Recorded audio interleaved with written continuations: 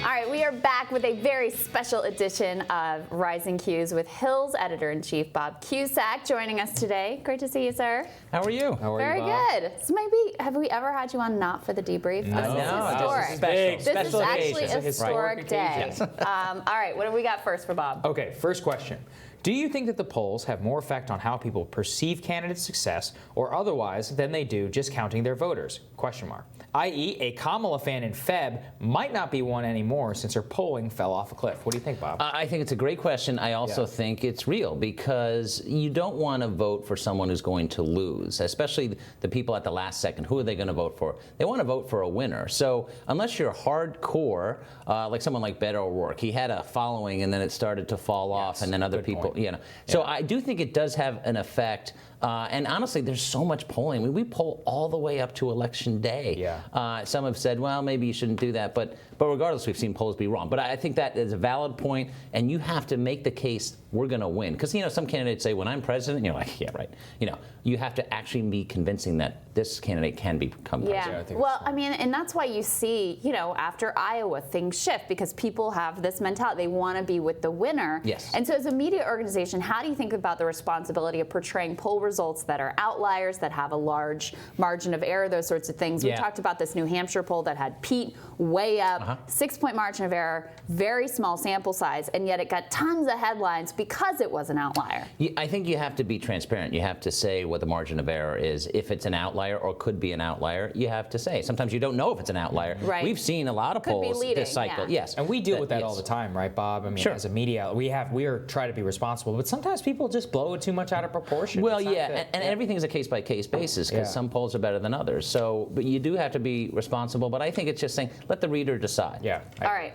Are you ready for this one? This is a real political nerd question. I like this. Which Democratic candidate is most likely to win a contested convention should the left begin threatening to primary faithless superdelegates who are currently elected leaders if they vote contrary to the results in their district? We'll leave that one about the left out for you.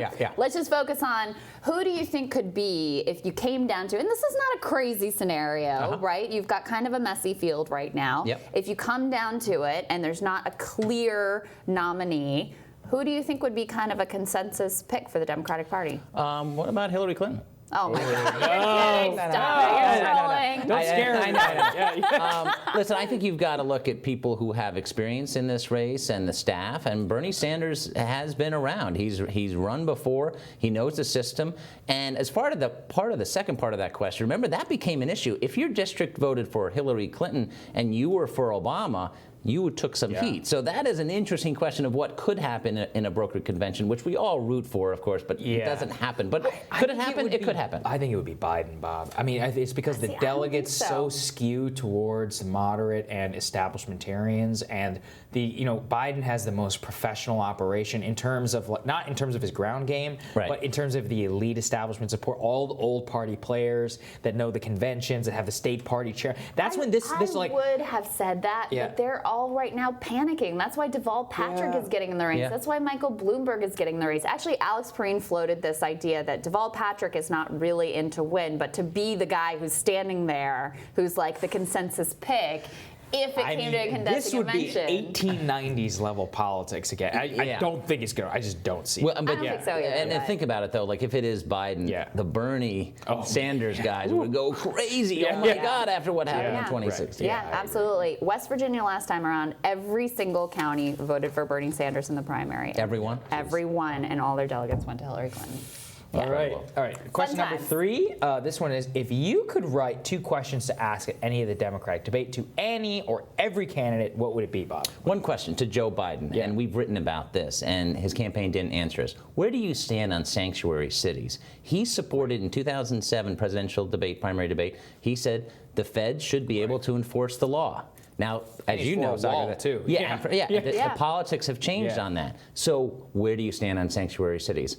For Bernie Sanders, Medicare for all, we know that Elizabeth Warren has moderated her position on that. How would you actually get that to pass Congress? Because it only, as Joe Biden said in the debate, there's only half of the Democrats in the House support it. So right now it can't pass the House. Nancy Pelosi's against it. So how would you actually get it to pass. I'd love to ask that. Well, to Bernie, too. I mean, he got asked that question, remember, by John Harwood. He did. And he said, I'd show up, we would show up, the whole movement in That Joe was to Manchin's Manchin. backyard. But I want more I specifics. agree with you. I'm like, no. House chairman. I was Yes. like, which committee? Because look, he knows how it works. He knows how legislation works. He's been a House member, a Right. Senate member. Richard Neal, the chairman of the Ways and Means Committee, he is not a Medicare for All fan. That guy, he was throwing birthday parties for AIG. Yeah, well, I don't think he's. Well, that's the real issue is the money that is behind Yeah. opposing this. That is not going to be a hard thing to defeat. There's no doubt about it. The whole healthcare industry, basically. Absolutely, every aspect of it, absolutely. And that's why, that's part of why Obama went about things the way he went. He tried to give them all Yes. You had goodies. to have some allies. So He brought that them to they the would- table, and they still screwed him. Honestly. Right. Well, he brought in the drug companies, but he Yeah. also vilified the health insurance companies. right. You had to have a villain, too. Yeah, so that was a good point. Absolutely. Great questions. Much better, Yeah, dare I thank you, say, guys. Yeah. than the questions that the debate Right. moderators this week had to the candidates. Bob, thank All you right, so thank you, much. Bob. Thank you, guys. We'll have more for you guys later.